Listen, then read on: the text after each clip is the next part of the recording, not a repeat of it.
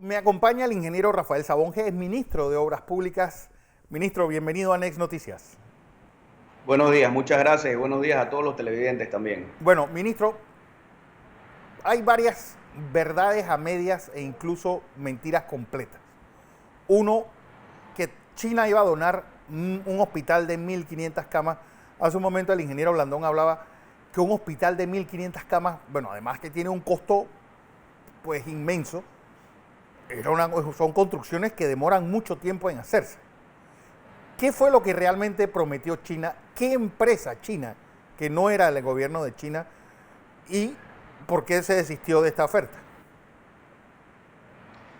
Bueno, primero es importante aclarar que esto no tenía nada que ver con el hospital que se estaba construyendo en Albrook. Okay. En el momento en que yo me reuní con esta empresa de forma virtual, que fue el 26 de marzo, con la empresa China Construction America, el hospital de Albrook ya tenía un 30% de avance. Este hospital empezó la construcción el 18 de marzo y se culminó en 28 días. Tampoco tenía nada que ver una cosa con la otra porque el hospital que construimos en Albrook fue un hospital conceptualizado para atender a pacientes críticos de coronavirus. Es decir, un hospital con camas de cuidados intensivos y semi-intensivos, un hospital de nivel 2 y 3, catalogado por los expertos en salud. Yo solamente construyo. Claro. La propuesta que hizo China Construction America, que tampoco era una propuesta en firme, ellos en esa reunión lo que me comentaron es que evaluarían donar las divisiones internas dentro del centro de convenciones de Amador, pero que el Estado tendría que comprar las camas y todo el resto del equipamiento médico. Era una propuesta de un hospital nivel 1, y como los profesionales de la salud lo catalogan, pues aquí en este hospital podrían estar los pacientes que estuviesen en observación o que tuviesen síntomas leves. Pero lo que sucedió fue que el gobierno decidió que estos pacientes que estuviesen en observación o con síntomas leves fueran trasladados a los hoteles hospitales. En ese momento, la industria hotelera, de una forma solidaria, puso a disposición del gobierno nacional más de 2.000 habitaciones, más de 2.000 camas, las cuales fueron utilizadas precisamente para atender a estos pacientes que tenían síntomas leves de coronavirus. Es decir, como se optó porque los pacientes en observación estuviesen en los hoteles, no era necesario habilitar el centro de convenciones de Amador para tener un hospital de nivel 1 para pacientes en observación. Esto obviamente con la satanización que hay del hospital modular. Sí, que para serte franco y poniéndonos en contexto de la situación, cuando se decidió construir este hospital a mediados de marzo, nosotros lo que estábamos viéndonos a Panamá en el espejo de otros países, no solamente de Europa, en donde, por ejemplo, España e Italia estaban pasando unos momentos muy difíciles, con unos sistemas de salud muy robustos, en donde lo que faltaban era camas de cuidados intensivos, sino también aquí en la región, países hermanos nuestros que estaban viviendo momentos muy difíciles también por lo mismo. Y nosotros pues tuvimos una proyección, que era una proyección con unos números devastadores, que ponían que en el mejor de los casos, en Panamá, en mayo, se requerirían 150 camas de cuidados intensivos solamente para COVID. En Panamá, en general, hay solo 350 camas de cuidados intensivos y hay otras enfermedades que las ocupan. En el mejor de los casos, se requerirían 150 camas para pacientes de COVID. En el peor de los casos, 987 camas para pacientes de COVID. Estas eran las proyecciones con las que nosotros nos estábamos manejando a mediados de marzo. Gracias a Dios por el excelente trabajo del personal de la salud y además por los grandes sacrificios incurridos por todos los panameños, porque esta cuarentena ha significado unos sacrificios inmensos, el distanciamiento social, la disminución de los ingresos. A quien más tenemos que agradecerles al pueblo por haber acatado las disposiciones del Ministerio de la Salud, pero gracias a eso estas proyecciones no se cumplieron y en Panamá pues tenemos una tercera parte de los casos que en el mejor escenario se estaban previendo tener, y por eso pues no hemos tenido las urgencias que hubo en otros países en los que se tenía que decidir a quién conectar y a quién no a un ventilador. Una situación muy compleja, sobre todo para el personal de la salud. José Blandón está con nosotros, ingeniero. Buenos días, ministro. Buenos días, ingeniero. Oiga, quería pedirle un favor primero antes de hacerle un par de preguntas. En la mañana de hoy me tocó hacer una explicación sobre este caso del hospital y los problemas que hay en el fondo de esto.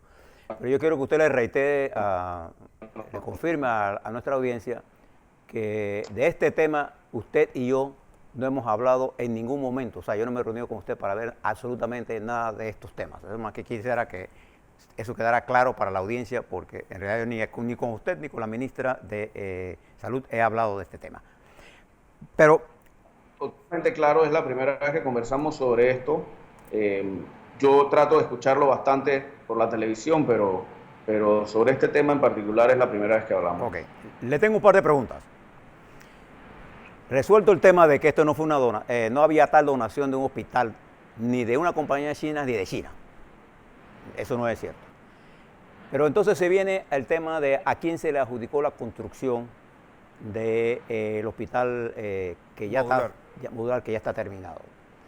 De acuerdo a la información que sale, se dice que usted llamó personalmente a una empresa. Cuando yo voy al módulo de transparencia, veo que participan 3 empresas con diferentes precios y posteriormente llega una 4ª empresa. Le quiero pedir para ver si usted le puede confirmar a la audiencia que si esto es así, porque eso está en modo de transparencia. Yo no tengo que hablar con usted ni con nadie para saber esto. Simplemente tendría que hacer una simple incursión para mirar esto. ¿Es así o no es así? Totalmente. Ahora, obviamente nosotros teníamos nuestro peor enemigo en ese momento por las proyecciones que hablé hace un rato, era el tiempo. Por eso se da el procedimiento especial de contratación, que es por invitación. Por eso no se hace una licitación pública, porque una licitación pública, para que manejemos un poco los números, el promedio de días que demora entre que se publica un pliego de cargo y se da la orden de proceder son 243 días, 8 meses. Eso es un promedio en las licitaciones públicas del Estado. Por eso precisamente se acude a un procedimiento especial en el cual lo que se hace es una contratación rápida y es por invitación, pero nosotros no invitamos solamente a una empresa, invitamos a 3 empresas a que participaran en esto, y eran 3 empresas con trayectoria en construcción y también con trayectoria en temas de suplir estructuras modulares y sobre todo estructuras prefabricadas. Una de esas empresas fue la compañía Smart Bricks Centroamérica, que además fue la que mejor precio dio y la que se adaptaba al plazo. Esta fue a la que se contrató. Además de eso, hubo un grupo de empresas que también hicieron una propuesta bien elaborada, que la pueden encontrar en Panamá Compras. Este grupo de empresas estaba conformado por BA Project, que es una empresa que hace gerencia de construcción, que ha hecho gerencia de construcción de proyectos importantes en Panamá. Por ejemplo, el nuevo edificio de ASA, BA Project fue la que hizo la gerencia de construcción. Ellos estaban en conjunto con una empresa de arquitectura que se llama TASH, que son arquitectos especializados en hospitales. Ellos diseñaron, por ejemplo, la Ciudad de la Salud. Ellos también participaron en la licitación del diseño del Hospital del Niño. En ese momento pues perdieron esa licitación y ellos venían en conjunto con HOPSA, que eran los que les suministrarían las estructuras apernadas y los sistemas constructivos prefabricados. Ellos hicieron una propuesta elaborada. Lastimosamente para ellos, el precio era muy elevado y el plazo no cumplía con el tiempo que nosotros requeríamos, que era de 30 días. Adicional a eso, otra empresa que se dedica a la importación de materiales de construcción, la propuesta que nos hizo fue importar un hospital de campaña fabricado en Turquía. Esta propuesta sí definitivamente tenía un costo muy elevado, en parte por el flete, que eso lo pueden ver ahí. Tenían que traer este hospital por avión y solamente en flete eran como $3 millones. Además no teníamos la certeza realmente de que pudiésemos contar con este hospital aquí, porque esto lo tenían que fabricar en Turquía y como ustedes saben, en ese entonces comenzaron a cerrar las fronteras para que todos los temas que tenían que ver con salud no pudiesen salir de los países y definitivamente no teníamos certeza del tiempo. Ahora, estas 3 empresas fueron las que nosotros usamos para la evaluación y esto se dio antes del 18 de marzo, evidentemente. Una semana después, otra empresa que se dedica exactamente a lo que hace Smart Bricks fue, por su propio motivo, a presentarnos una propuesta en caso de que nosotros requiriésemos un hospital similar, en unas condiciones similares, en otro lugar del país, porque pues precisamente no se sabía a ciencia cierta con cuántas camas iban a contar.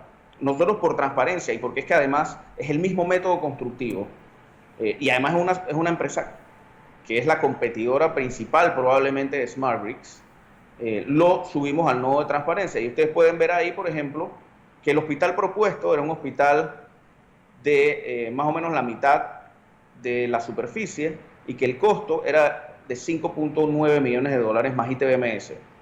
A SmartBricks se le contrató un hospital por más del doble de la superficie, más del doble de la capacidad de camas, que era lo importante además que nosotros estábamos viendo, porque nosotros no nos estábamos fijando en el tamaño del hospital, sino a cuánta gente se podía atender, y se le contrató por 6.5 millones. Es decir, los precios unitarios de la otra propuesta eran mucho más elevados que los que nosotros terminamos contratando. Lo del tema de las camas es importante aclararlo, porque nosotros en ese momento no contábamos con un diseño, y lo que se le dijo a las empresas es que ellos tenían que cumplir con tenernos 20 camas de UCI, de cuidados intensivos, 80 camas de cuidados semi-intensivos, y que sobre todo tenían que cumplir con todos los estándares y todos los diseños que el Ministerio de Salud les exigiera, que además el Ministerio de Salud fue parte importante de esta decisión desde el día 1, desde la conceptualización. Nosotros en el MOP lo único que hicimos fue apoyarlos a ellos en la construcción, porque ellos estaban en ese momento enfocados en salvar vidas, en controlar la pandemia. Y en el Ministerio de Obras Públicas nosotros tenemos una estructura, tenemos una organización que precisamente lo único que hace es construir infraestructura pública. Claro. Y por eso estábamos listos para tomar esta labor. Ministro, dos preguntas simultáneas. En TVN se dijo que la espía había emitido un comunicado en la que decía que había sobrecostos y deficiencias en la construcción. En realidad esa declaración lo hizo un ingeniero, Gustavo Bernal, que no representaba la espía. De hecho hay un comunicado de la espía negando que eso sea así. Quiero que me aclare sobre esto. Y dos, yo tengo aquí el costo por cama de algunos hospitales que se han construido en Panamá, y le quiero hacer una pregunta. El Dionisio Arrocha, por ejemplo, con 130 camas, 64 millones, tiene un costo cama de $492,000. Y el Anita Moreno, que construyó el MINSA, 133 camas a 35 millones, un costo de 263,000. ¿Cuánto es el costo por cama de este hospital que se construyó? ¿Y qué es su respuesta a estas declaraciones que hizo también la prensa de que la empresa que se ganó la licitación, uno de los socios de las 3 empresas que conforman ese grupo, es socio suyo o trabajó con usted en algunas empresas? Bueno, primero, como bien usted lo dijo, ingeniero, la espía desmintió esa noticia. Ellos no han hecho ningún comunicado. De hecho, lo que han dicho es que todavía ni siquiera tienen una evaluación formal. A la espía nosotros la invitamos junto a la UTP a que visitaran el proyecto para que vieran lo que los panameños somos capaces de hacer. Porque, construir un hospital de estas características en 28 días es algo que no tiene precedentes ni en Panamá ni en la región. Y de hecho la propia espía, a través del Colegio de Ingenieros Civiles primero y a través del Colegio de Arquitectos después, hizo unos seminarios virtuales en los que el gerente de proyecto del hospital, que trabaja aquí en el MOP, les expuso a ellos lo que se hizo y cómo se logró hacer en ese tiempo. En estos seminarios virtuales participaron en uno de ellos más de 300 personas, y no solamente localmente, también de otros países estuvieron involucrados en esos seminarios. Es decir, la construcción de este hospital que han tratado de empañar es un ejemplo de cómo se puede construir una obra de una calidad tremenda en un plazo sin precedentes, empezando por ahí. Segundo, el Cuerpo de Bomberos de Panamá y la Dirección de Obras y Construcciones Municipales inspeccionaron este hospital. También públicamente, y lo pusieron en sus redes, mostraron su asombro de lo que se había hecho en tan poco tiempo.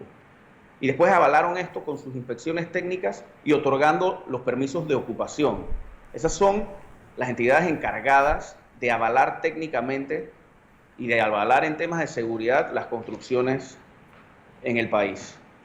Lo tercero que me menciona, bueno, yo vengo de la industria de la construcción si por conocer a alguien o por tener una amistad con alguien dentro de esta industria fuera,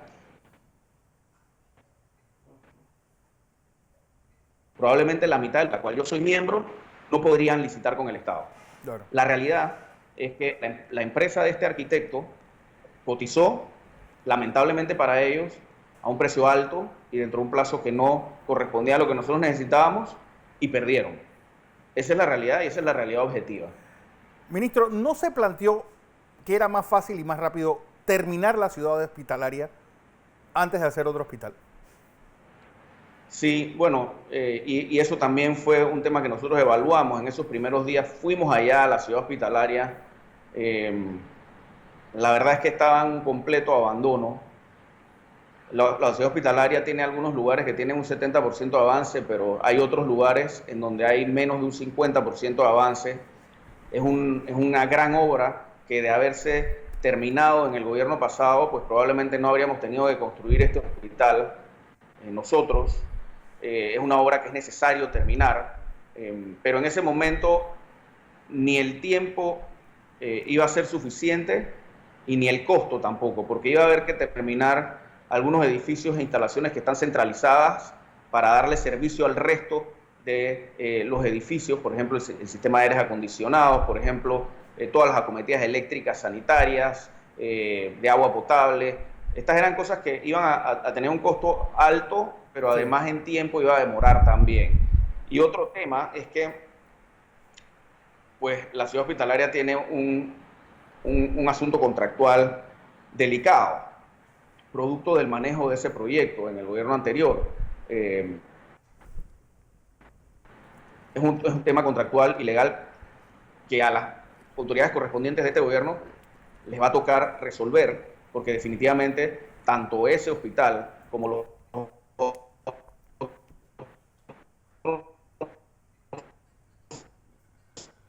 Sí, estamos teniendo problemas con el audio. Okay. Ahora sí volvemos con el ministro Rafael Sabonge. Ok, ahora sí, ministro. ¿En dónde quedamos? Quedamos en los asuntos contractuales que este gobierno tendrá que resolver de la ciudad hospitalaria. Correcto. No solamente de la ciudad hospitalaria, toca resolverlo porque hay que terminar el proyecto, porque es un proyecto necesario. Sí. Y ahora en esta situación de esta crisis de salud y crisis sanitaria más se ha evidenciado esto, sino que también toca retomar los otros 5 hospitales que quedaron, digamos, en abandono y que no se culminaron y que probablemente si se hubiesen terminado tampoco habría sido necesario construir facilidades de salud. Lo único es que este hospital se va tal cual a la comarca, es decir, al ser un hospital modular, cada contenedor de esos se monta en un camión y se vuelve a armar como si fuera un Lego en la comarca. Así es, y el techo también es un techo que es de una estructura pernada, prefabricada, que también se puede desarmar y volver a armarse en otro lugar. Y pues sí, a nosotros nos parece, y en conversaciones tenidas con la autoridad regente, que es el Ministerio de Salud, que es probable que una vez culmine el uso de este hospital,